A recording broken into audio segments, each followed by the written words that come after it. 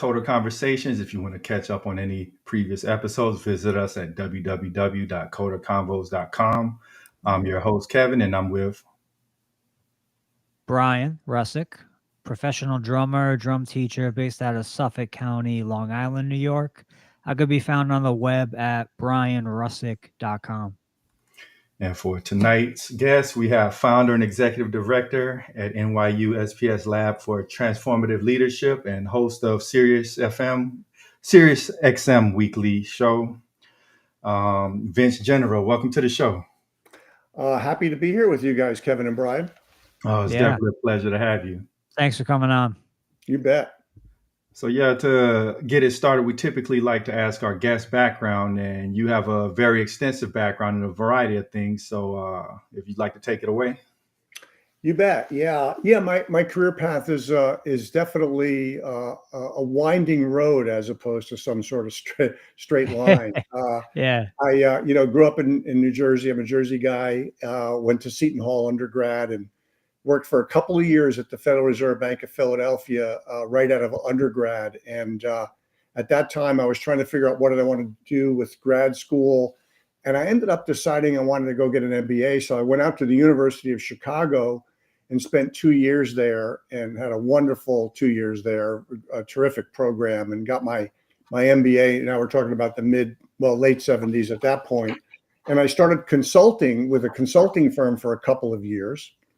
And then I'm 2 years into that, and I decided I wanted to do something entrepreneurial. And I found an opportunity to raise some capital and buy a franchise in the Women's Professional Basketball League, vintage 1979. Now, this is just 7 years after Title IX had passed. So I said, wow. And I'm 27 years old. So this is great. I'm getting in on the ground floor. Right. This thing is going to be all rocket ship, right? So I didn't plan on having that be delayed by 45 years or something like that, right? Yeah, right. But so the league folded in 81.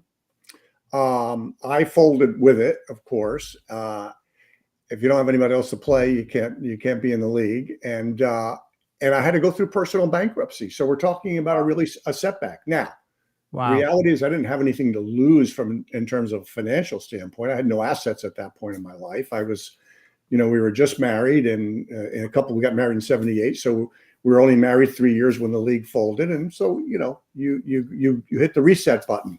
But emotionally, it took its toll. I mean, that's a stigma, probably more so back then than I think today. It felt like ouch, right?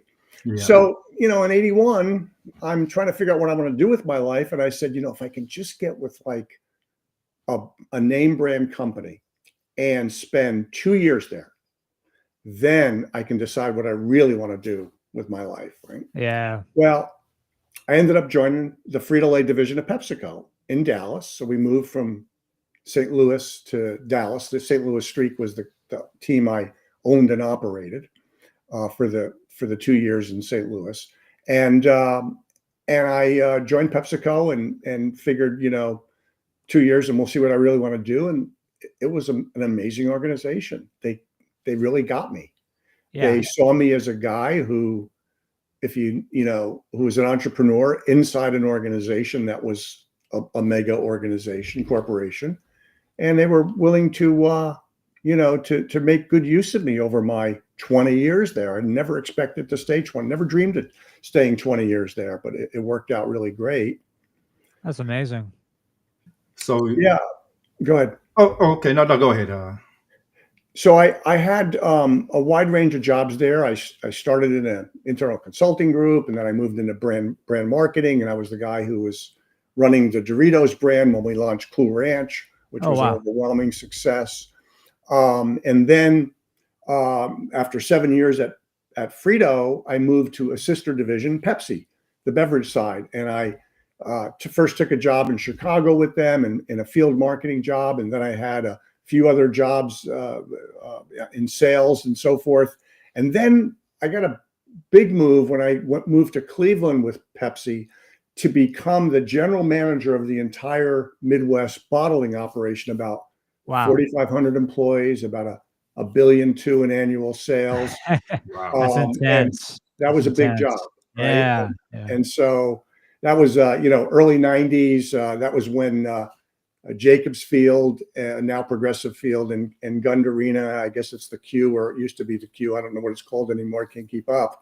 We're just being debuted in Cleveland, and the town was really rocking. So I was running the Pepsi business out of there, but really for the whole Midwest. And what a terrific job! Had a lot of autonomy, but you really grow up pretty fast when you're leading 4,500 people.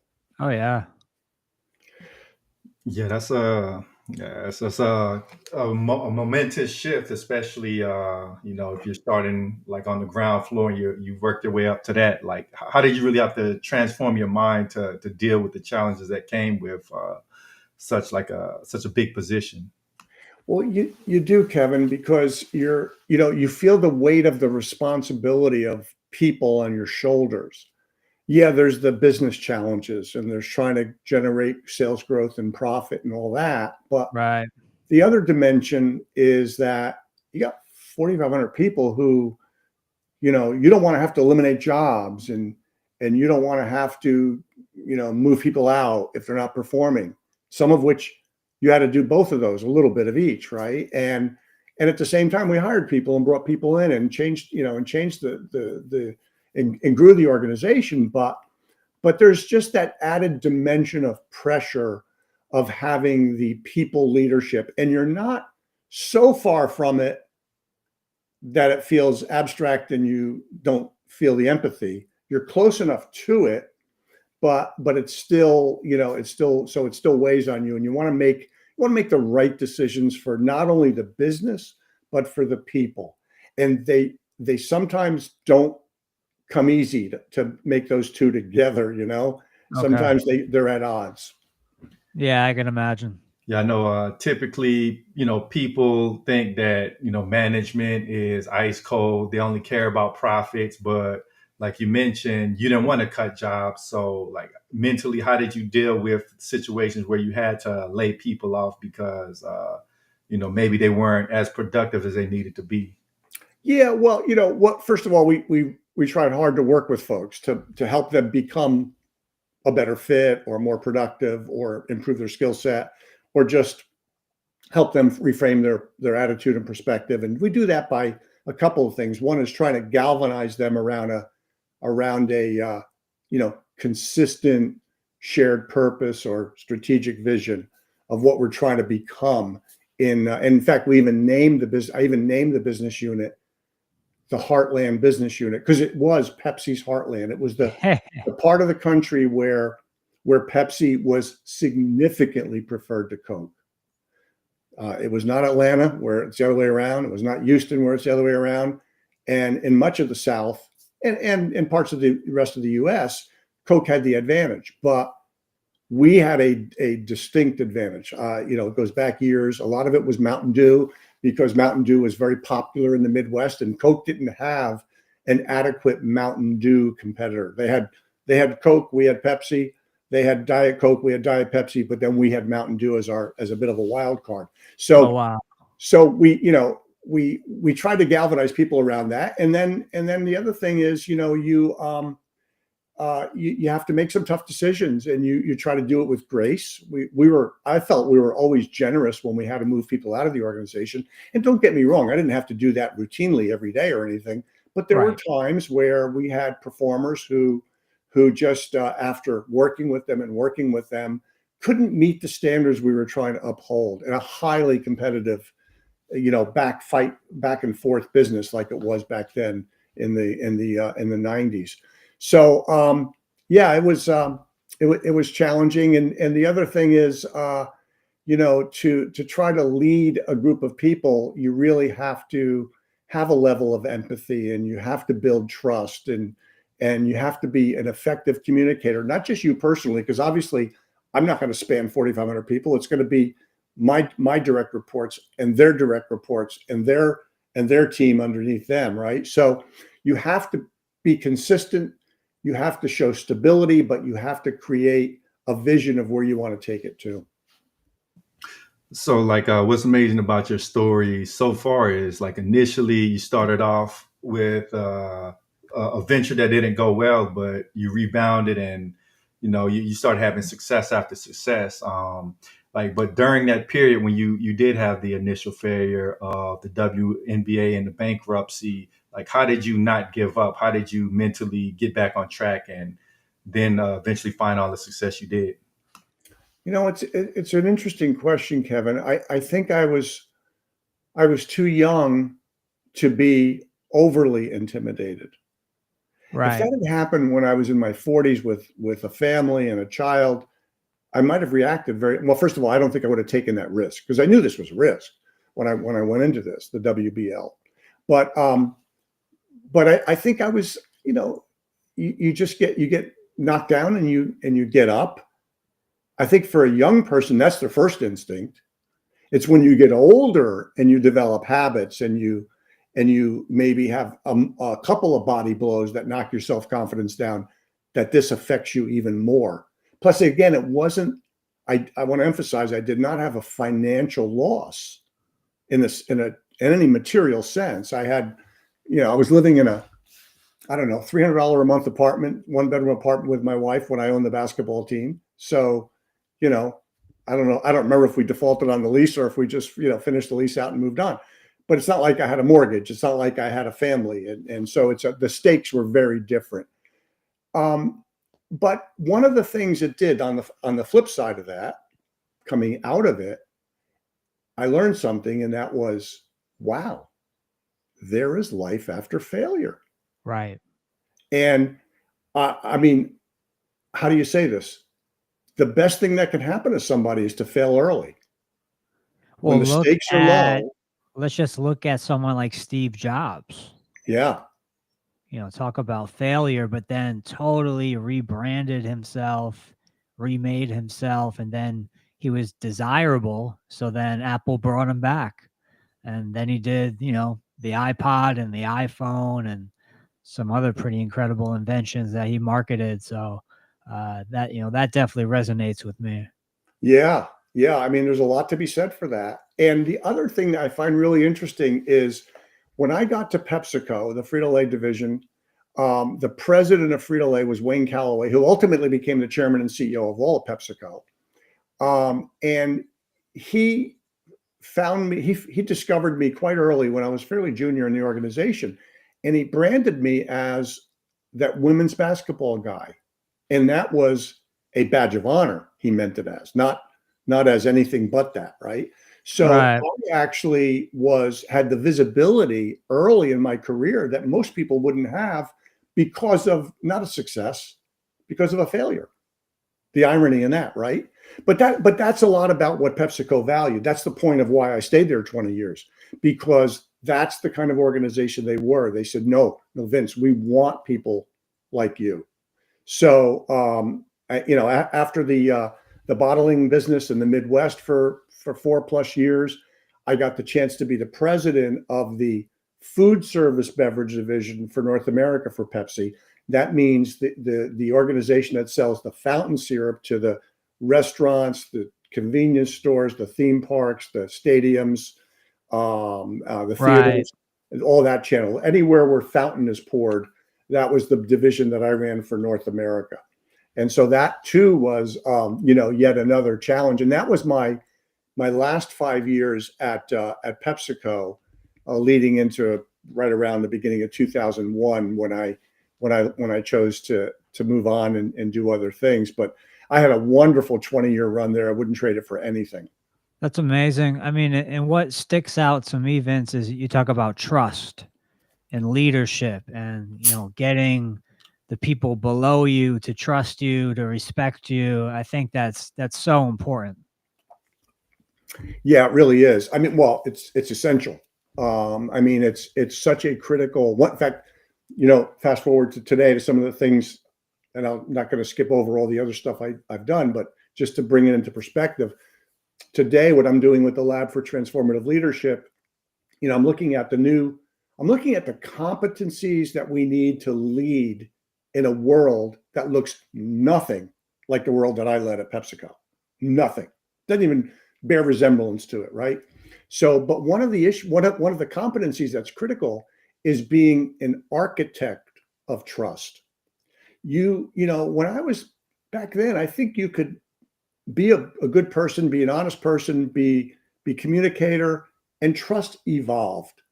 Well, today we're in a world where we have a crisis of trust, given the pervasiveness of social media, the inability to discern truth from reality, right? Truth from fiction, because nobody's really accountable for what they might put out there on X or wherever, not to single X anywhere, Sure. right? So because of that, you have to proactively build trust the way it came a little bit easier back then, and you have to work at it much more today. So yes, Brian, trust is critical.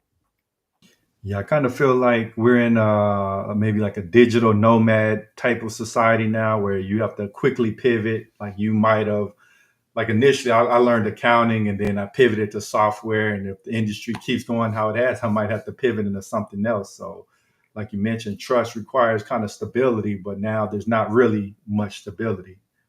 Yeah, that's absolutely right. Absolutely. And then you add AI into it and it throws a whole nother dimension. There's a lot of people going to be pivoting because of artificial intelligence. Oh yeah. So yeah, I mean, this whole notion of how to balance technology and humanity is becoming really important today. Can we use machines to support and help people do better work versus replacing people's work? Right. So, I mean, again, can we make it a better world by integrating AI, integrating this, highly advanced technology? Can we cure cancer? Can we cure diabetes? Like autism? What can we really do? I think is a good question. well, yeah, I mean, I think there's the solution side of AI, of how it can process through problems so much more quickly. But then there's the human implications of all that, not the human implications of the positive results, but the human implications of the displacement of work. So that's the part we have to juggle. So after I left PepsiCo in 01 and did a couple different things, I was the CEO of a small public company that had a food service technology called TurboChef. I did that for a year, and the company eventually was sold. And then I ended up really saying, what do I want to do with it? And I've always been one who followed my passion. I say that somewhat unapologetically because I was never very good at things I didn't want to do. I didn't have the discipline to do something that I wasn't in love with. Yeah. So I let that energy take me, and I gravitated to my passion, which was baseball and quant stuff. I was dabbling around in the early days of baseball analytics, even back in the late 70s, about the time I bought the women's basketball team. But then I sort of put all that aside, and so I returned to that in the early 2000s when, and then sure enough, right around the time I started turning to that, Moneyball came out, and that became a thing. And the whole use of data and information to make decisions in what was otherwise always made by, veterans of the industry who played the game or whatever. So I ended up writing the book Diamond Dollars: The Economics of Winning in Baseball, which was very well received by Major League Baseball teams. And that launched me on an opportunity to consult with MLB teams, which I did for 16 years, really. Oh, wow. Through That's 2019, I had a chance to consult with the Cleveland club when they were the Indians. Now they're, of course, the Guardians. Did a brief stint with the Dodgers, and then did 6 years with the San Francisco Giants, including I was there the year and being a part of the front office there as a consultant. The year we won the World Series in 2014, the last of the 3 World Series that they won in a 5-year period. So it was really an incredible experience for someone who grew up in the New York area in the Mickey Mantle era, who and I, as passionate as I was about the game of baseball, to have a seat at the table. I can't even begin to tell you what that meant and what that felt like, to be living my dream, essentially. And so that was really a special time. And then after my book came out, I ended up getting opportunities to teach the business of sports, the analytics of sports, et cetera, here in the New York area. And so I started teaching, and then I got an opportunity to run the programs, and I ended up for the last 8 years at NYU, or for most of that time, I was the head of the Tisch Institute for Global Sport, which has 3 degree programs, 2 master's and a bachelor's degree, about 600 plus students, 10 full-time faculty and another 40 or so adjunct faculty, and an administrative team. And we aspired to be the global leader in sports business education. And we made I think a real dent in that path, if not really achieving that then in my time there. And then while I was there, though, I said, look, I'm not going to just be the administrator of degree programs. I'm going to look at us. I'm going to look at this more as a business. I'm going to look at us as the content hub for insights about the business of sports. And I want to take that content and I want to slice it up. And we're going to do a high school academy. And then, of course, we got our degree programs. And then we're going to do continuing it. And then we're going to do executive education. Yeah. Well, the executive education part resonated with me from my PepsiCo days. And so that's what I have now turned into, this lab for transformative leadership. I came to my dean a year ago and said, I'd really like to break off from the day-to-day responsibilities of running the academic unit. And I had a great number 2 and ready to step up, Daniel Kelly. And Daniel stepped into that role a couple of months back. And I slid over and became the founder and executive director of the Lab for Transformative Leadership, but expanded it well beyond sports industry. So it's not just leadership development for sports executives. It's really much broader than that. So that's a little bit about, and then along the way, through my book and so forth, I became a host, a solo host for a weekly 1-hour show on Sirius XM on baseball analytics. And I'm in my 11th year of that, behind the numbers baseball saber style. And I have a blast with that. It's on every Saturday night, and that's available on demand only to subscribers of Sirius XM, but I have a lot of fun with it. Nice. Yeah, to take it back a little bit, can you describe like how the baseball team was ran prior to you bringing in this more quantitative, analytical approach? Yeah. And like how did it change afterwards? Sure. And I want to emphasize it wasn't just me being the catalyst for that by any means. There was Bill James, who was the ultimate pioneer of baseball analytics, and then there was a whole infrastructure of data collection that came to be, and a lot of other people out there pushing this. I did it a little more publicly with my book, but when I joined clubs, one of the things I found is that if you're not used to having the data, the new data, you might not know how to use it, and even what questions you can ask. So when this data first became available, and I should describe the data for a minute so people understand what I mean. Things like when a pitch is thrown, I don't know, today, I'm talking about back in 05, 06, but today we must have 30 or 40 metrics on every pitch thrown. We have the release point of the pitch out of the pitcher's hand, the vertical release and the horizontal release. So we can tell if a guy's throwing a pitch, if he's throwing it from the same exact position each time, or if he throws his fastball up here and he drops down 2 inches for his curveball or slider, then you can tip pitches that way if you're the batter. So there's that. There's the spin rate on the ball. There's the spin axis of the spin. There's obviously the velocity. There's the location of the pitch horizontally and vertically, and on and on and on. My point is that when teams first started asking questions, they were asking pretty primitive questions, the same questions they were asking before that data was available. And they needed someone to help them realize the level of sophistication you can ask in a question.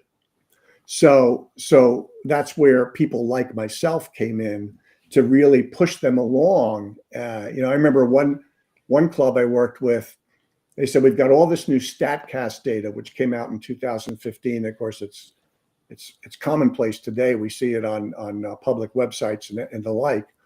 And I said, well, why don't we? They said, what should we? What would you do with it? And I mean, they have their own opinions, but they wanted to hear what I said. So I said, I would basically dive into the whole batter-pitcher matchup, which is obviously at the crux of what the game of baseball is about. Right. Where the most leverage is in understanding the game.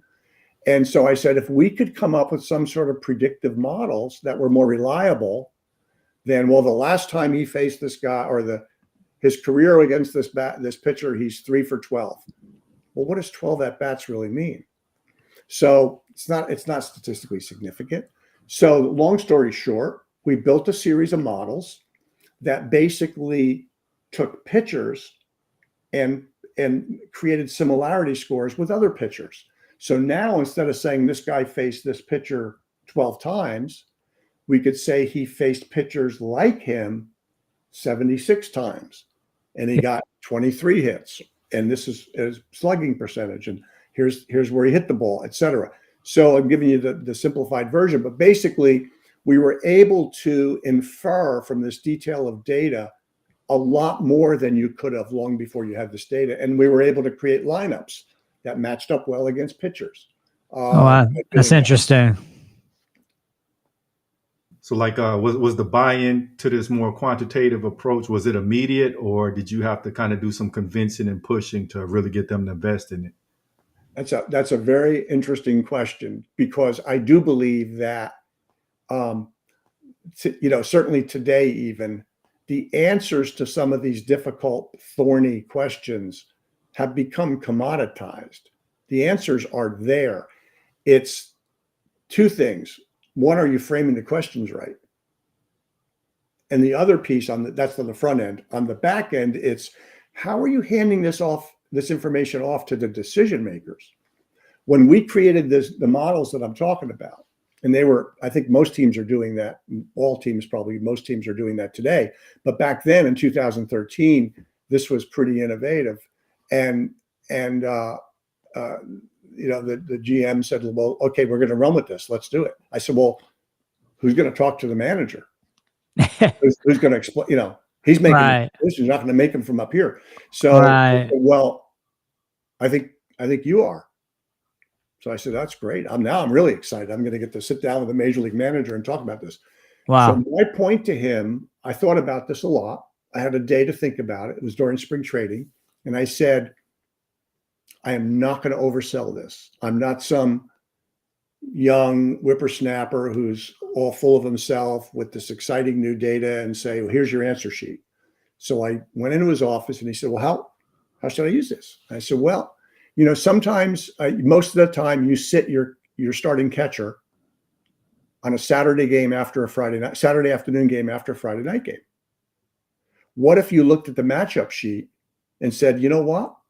He matches up really well against the opposing pitcher on Saturday, so I'm going to sit him Friday night. And his comment to me was, oh, that's all I need to use this for? And so I had it's like putting the bait on the hook. You got interest now. Right. So I said, yeah, well, that's where I'd start. And I left it at that. Within a week, he was calling me, or 2 weeks, he was calling me saying, what if I batted this guy in this position? And what if I sat this guy here? What if I moved? And so then he was all in. I mean, it didn't take long, but if I had come at this with, here you go, I got your answers, he's going to be like, I'm on a Hall of Fame managerial track, and you're going to tell me, I don't even know who you are, and you're going to tell me the answer? Right. So, that's an important part of making analytics stick in the game today. Yeah, that really seems like it corresponds with business, like how business analysts, they collect the data, maybe clean it up and present it in a way that's useful for management. It pretty much seems like parallel to how data is used in business now. Absolutely. In fact, I would argue there's no difference. I mean, it's really the same. It's the same, different product, different service, but it's the same process. It's leadership. It's influencing people. It's showing you have their interest at heart, not yours. It's critical. It's basic leadership, but it's important. So much of leadership, and I'm continuing to learn this as I build my program out, so much of it is about self-regulation, controlling your ego, controlling your anxieties. It's having an employee come to you with a crisis and explaining it to you. Maybe it's a personal crisis, not even a professional crisis, right?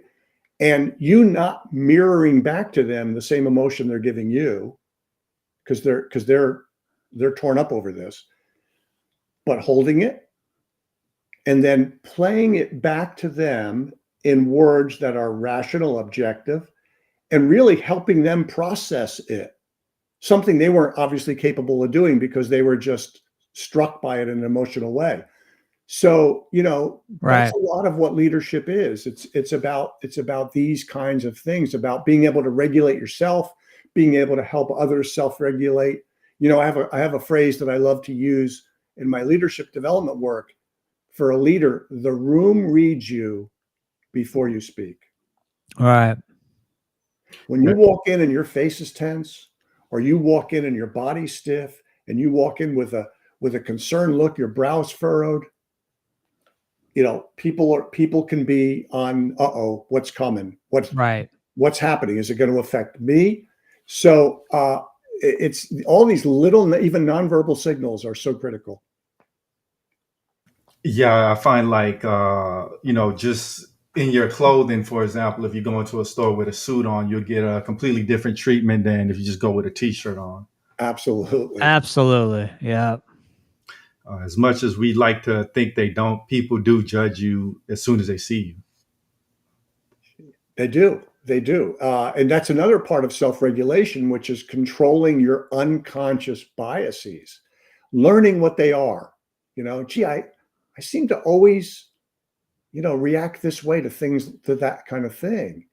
All right, let me try to be aware of that next time it happens so that I can be more objective about it.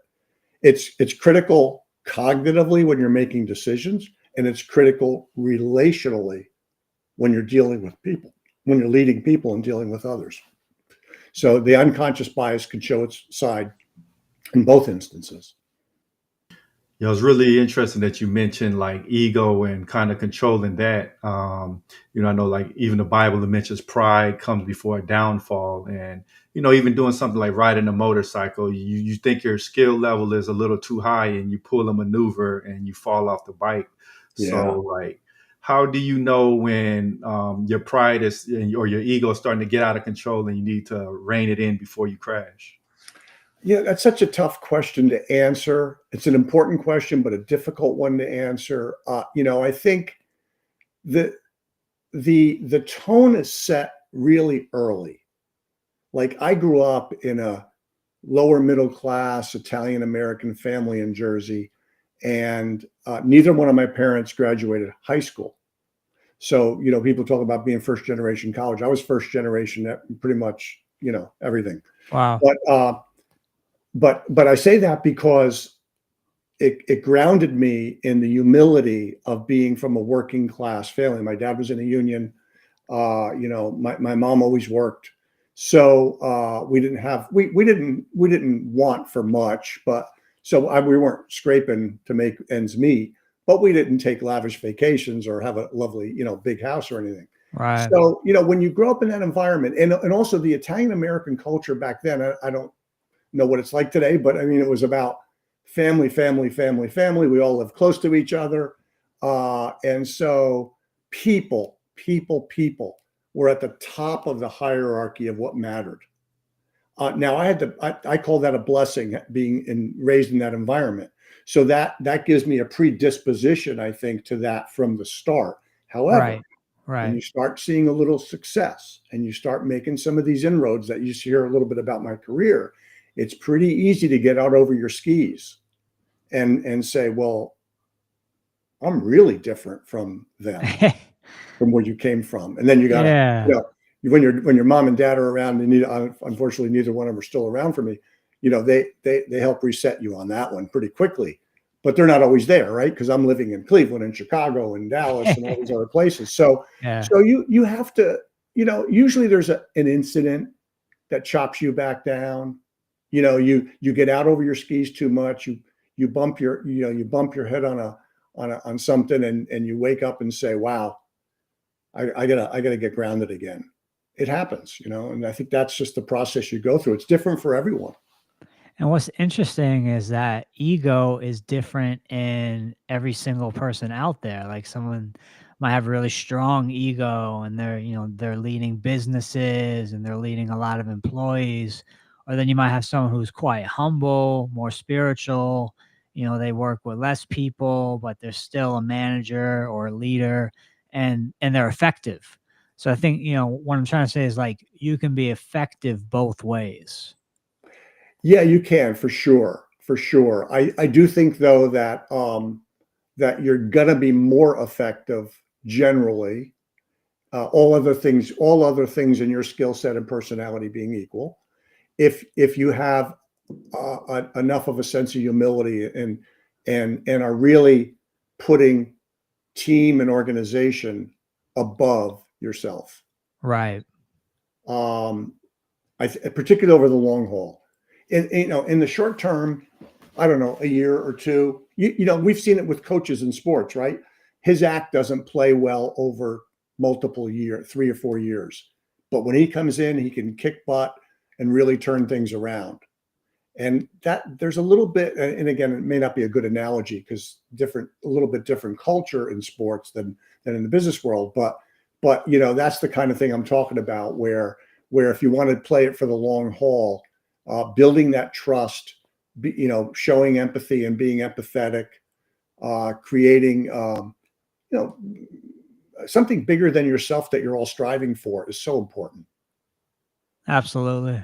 Something really interesting you mentioned was raised up, in Italian culture back then, it was all about the people. And I think that's really important because especially when you enter business, you have all of these metrics. If you're not raised with people in mind and their concerns, you can become too quantitative where you're not necessarily looking at people when you're making choices. You're looking at them as tools maybe, and you're just making decisions based off statistics only. So like, how did you keep a balance of, okay, I'm gonna use these analytics, but I'm gonna also take into account how it affects people? And, how did you, I know sometimes you might have had to go against the data just based off pure numbers because of how it would affect the people. Yeah, it was a progression, Kevin, a real progression. I would say, despite everything I just told you about my upbringing, I moved pretty hard to the hard business side. I call it the hard business side, the sort of like results side early in my career. And by the way, some of the business cultures you worked in back then, I guess this could be said today too, were very much steeped in that. And that was part of the success formula. But over time, particularly when I was leading that large organization I mentioned with 4,500 people, you realize that you're not going to get much done if you don't have the support of a lot of those 4,500 people. Yeah. So that's a wake-up call in a hurry when you realize you can't will anything. I remember when we rolled out, you guys may not remember this, or Crystal Pepsi. Crystal Pepsi was a clear Pepsi. I was in Cleveland running the bottling business for the Midwest, and we kind of just jammed that out there. Like, our idea came up in marketing, and we put it out there, and we rushed the product out to market, and we did a little bit of advertising on it. But basically, what it was a cola, but it looked like a 7-Up or a Sprite or a lemon lime product. Oh wow. Ours was Slice. And so the sales force who controls the product getting on the shelf looked at this thing and said, I'm not buying this. And so you tell them, no, you got to put that out there. Well, guess what? They're commissioned salespeople. Yeah. Like, oh yeah, we'll put it out there, and they'll bury it somewhere behind the Diet or whatever. Right. So before you know it, they killed the product. The product was a failure. It left the market within a year. But the reality is that maybe it was a good consumer idea, maybe it wasn't. but we never found out because we never got our organization to believe in it. And that was something that came top down. That wasn't an initiative for just my business unit. It was for the whole country. But that's a good example of this fact that you've got to really work through people to get results. Now, what would you say, for the entry level person, the person who's very green, very new to the industry you're in or industries that you have been a part of? What is that one real piece of advice you would give that young person for moving forward with their career or even getting started? Well, the reason this is such an interesting question is it combines two things. It's about entry level people getting into the workforce, but you're also really referring to a group that's in the process of creating the greatest generational shift we've ever seen, Right. from millennial to Gen Z. So I'm going to tailor what I'm going to say specifically to Gen Z. And before I do that, let me back up and give you a little background on the work that we've been doing to really better understand this important component of the workforce. Gen Z represented 6% of the workforce in 2020. Of course, many of them are still in school. They're 19% of the workforce today. And in 2030, they'll be 34% of the workforce. They'll be more than a third of the workforce in 2030. And okay, so fine. We've always had generational shifts, boomers to Gen X to millennial. Yes. But guess what? We're talking about a different breed. We're talking about the first generation of digital natives who grew up swiping, Right. and with digital devices from their very earliest age. I'm talking about Gen Z now. We're talking about a group that grew up post 9/11. Right. And we probably call that the age of terrorism. We overprotected, as one of my the colleagues at NYU, Jonathan Haidt, says, who wrote a book about this called The Anxious Generation. He says we overprotected our children in the physical world and underprotected them online, which is really interesting when you think about it. We're like, well, they're in the house. It's a screen. How much damage can it do? Right. The answer is still yet to be told on that, but it's looking like the word is something like a lot, right? And you couple all these factors, the global financial crisis of 2008 or 2009, where parents lost jobs, older siblings might have moved back in the house because they had financial pitfalls. All of these things are impacting. And by the way, throw COVID on top of that in 2020.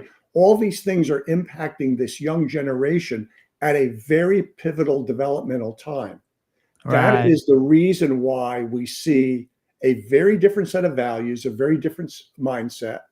Among other things, one of the pieces of it. So now to point to the piece of advice, it would be try to develop a little patience. And again, I'm going to generalize here, and I'm not trying to indict any individual Gen Zer, but there is a tendency to walk in the door, spend your 6 weeks, and say, well, I've accomplished this, and now what's next? Well, wait a minute. That's not quite how the system is working. Systems never work that way. And so I'm not saying that we should have them toil. It's not like they're pledging for a fraternity or sorority. But the reality is there is an opportunity to pace yourself, to really build skills, to really live through cycles of things, understand what it's like to be in a sales job and get, be in a rut where you can't get a yes or whatever. I'm just picking an example. Yeah, right. So patience is number one. The second is try not to be, I mean, it depends what you want, right? If you want to be successful in the world of business. Yeah, I mean, let's talk corporate Yeah. sense. You want to be, so high up corporate.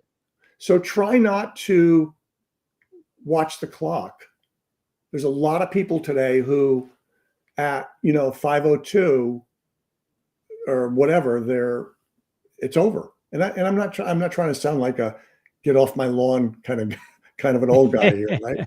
I'm just, Right. you asked a question, so I'm trying to answer it. I do think that demonstrating patience, be willing to go the extra mile, be willing to do whatever it takes. Now, I'm not saying you should, work 19-hour days, and which some investment banks will make you do and all that. That's a whole other level.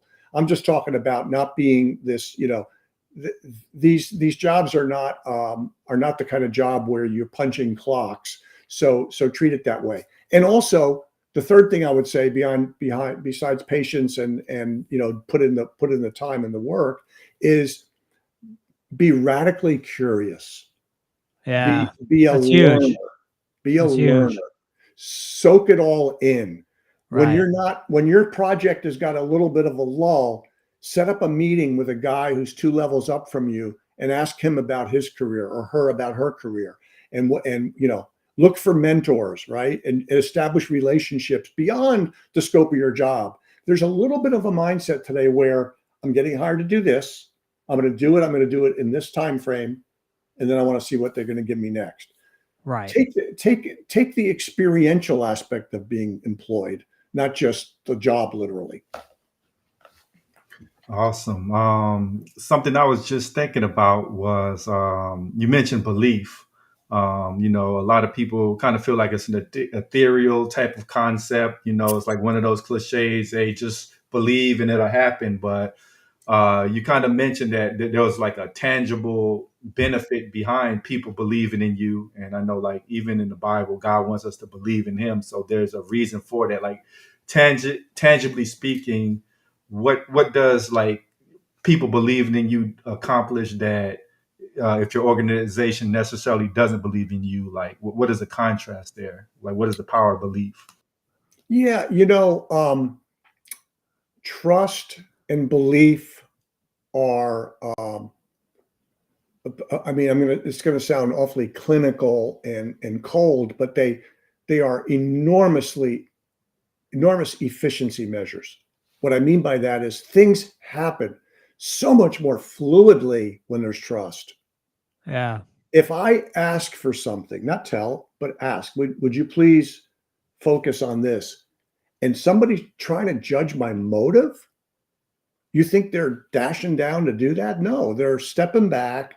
They're putting a lot of brain cells into.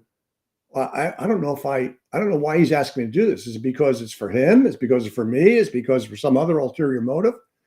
Is he setting me up? So trust, none of that happens, right? When you have trust. So trust creates speed, and mistrust creates drag. Yeah. Right. So that's a big element of what trust does. It does other things too. Definitely. It allows you, I think, to believe in bigger, more aspirational goals too. Something that might seem, wow, you want us to grow at that rate, or you want us to be able to hit that market and do that. If there's no trust, it's like, I don't know, that sounds like a lot of work.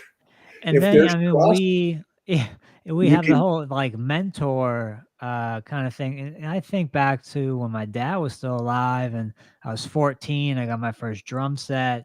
I'm playing down in the basement, just whacking away, chopping away, and eventually I get good enough to join a band. And then my dad was so supportive. He would drive us to shows, wait in the that's great. parking lot for us. He always, just as a mentor, he really gave me a lot of richness, a lot of joy. And he always said, follow your dreams, follow your dreams. And then I moved out to LA at 22 and I ended up as a session musician doing drums for different artists. And so that would have never happened if my dad said, you know what, you're not really that good, or you know what, I'm not going to drive you. So that, to me, mentorship is like everything. Well, yes, absolutely. Let me take it one step further too. The fact that you had trust in him, you knew he wasn't blowing smoke at you. Correct. You knew he wasn't patronizing you and saying, well, I think I want to say this to my son, Brian, because, it's what a dad should do. You believed he believed it. Oh yeah. Right. So that's where trust sort of closes the loop on all of that too, is, in addition to the mentorship part, so important. And I know trust always isn't immediately given. So, like, what are some of the steps you have to take in an environment where people are a little bit skeptical of you initially? Yeah, I think being very, first of all, being a very effective communicator, so that you have a lot of transparency. Sitting down with people, and one of the greatest tools, I hate to reduce it to a word, tools. One of the greatest things you can do for someone in a well, a personal or professional environment is listen. Yeah. The most important part of communication is listening. One of the things we teach in our programming that I'm working on is the 4 levels of listening. The first level of listening is you listen for confirmation of what you want to hear. So you might be Right. talking, and I'm already thinking what you're going to say. And when you when you say pieces that I pick it out, and that's all I really hear. Yeah. The second is you listen factually. So, okay, I'm taking it in, um, and I hear what you're saying, and I've got a good sense of it, and you move on. The third is you're listening with some empathy. So I'm feeling how you're emoting the conversation you're having with me. I'm Right. feeling what you're feeling as you're talking to me. The fourth level is when you listen for creation. So, and I just did it with you, Brian, inadvertently, I guess, in that you were telling me your story, and I built on it with another dimension of what you and your dad were doing with the trust piece, right? So I listened Absolutely. to you, blended it with what I knew, and then built that on top of what you said. So that's what listening for creation is, and that's the highest level of listening. You're not listening for facts. You're not just listening for confirmation. You're not even listening. You're not stopping at empathy. You're going one step beyond empathy, which is, I hear what you're saying, and now let me marry that with what I'm saying, and let me try that back at you. Right. Yeah. So that is a huge trust mechanism right there. Having that kind of listening skill and listening habit. Yeah, I think in this age that we're entering, it's more machine based, and there's always going to be that struggle between humanity and machine. And so, like, how do you think we retain our humanity going forward as AI and computing and things of that automation become more and more prevalent? How do we not get lost in technology? It's going to be tricky. I mean, it's going to be Yep. it's going to take a lot of thought and a lot of work and a lot of effort. Yeah. The Yeah. one thing, the best answer I give you is it's not going to happen naturally. The balancing I'm talking about. I think machines will surge, and the gravity of all of that will push humanity back. So again, unimpeded. That's if there's no intervention. So this is why leaders have to be conscious of ways of saying, how do I deploy this machine to be an asset for the human? Right. Um, I'll tell you another piece though, and I alluded to it a little bit earlier. I think answers to problems are going to become more and more commoditized. Where the real power of humans come in is in the questions they pose and the way they frame those questions. So the level of precision, the level of depth, your answer that an AI gives you will never be better than the question you ask. Yeah. So it's the quality of the question, and we need to get better and better at at the questions we're posing to really to hold our end of the bargain with machines up. Yeah, I mean, somewhat of what you're saying, it reminds me of improvisation. It's something that we do on this show. We improvise, we kind of jump from topic to topic. We'll follow you down a cul-de-sac, we'll follow you down a one-way street, wherever you're taking us, we'll follow you. And I think that's so, what you're talking about sounds like improvisation. It sounds like jazz, it sounds like there's all these moving pieces. And like you said, for the entry level, be patient, have that patience, have that trust, and you'll get a lot further along. Absolutely. And I think that's a lot of the power of your show, is the fact that it's not like you're trying to get one profile of guest and line that profile up 30 times. Right. You're looking at, I've looked at your guest list in the past, and the diversity of your guest list, it's soup to nuts. I mean, it's all over the place, right? And so it shows that for you to do that, you have to have that ability to go with flow, because you drive yourself crazy trying to trying to standardize something for people coming at it from that wider range, right? So yeah, absolutely. You guys, I think you guys are doing great work because of the way you approach it.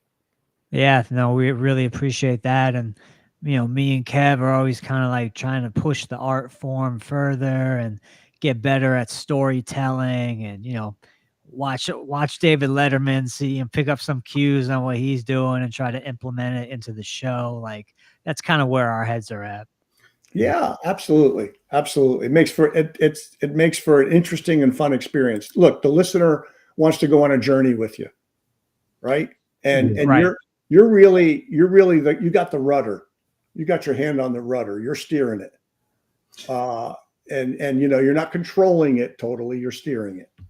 Yeah, I think it's kind of like you got to kind of be a tour guide. Like, you can make suggestions, but you're not forcing them to go this way. If they make a suggestion, I like those mountains over there, let's go over there. It kind of, it's structured, but it's also improvisation, which keeps it in, like, it's an interesting clash, an interesting contrast, and keeps it from getting boring. Yeah. But yeah, we're at the top of the hour, man. That was an amazing conversation. Before we get out of here, did you want to leave our audience with any closing thoughts?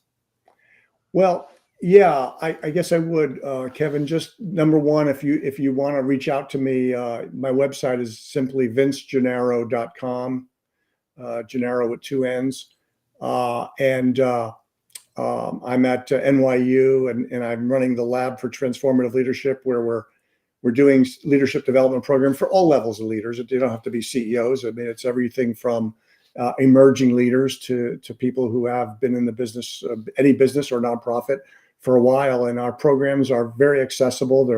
They're meaning that they're experiential, they're interactive. We do them in person, and we'd love to have conversation. We'd usually do a cohort of about 25 to 30 per cohort. So love to hear from you, vincegennaro.com or vg45@nyu.edu.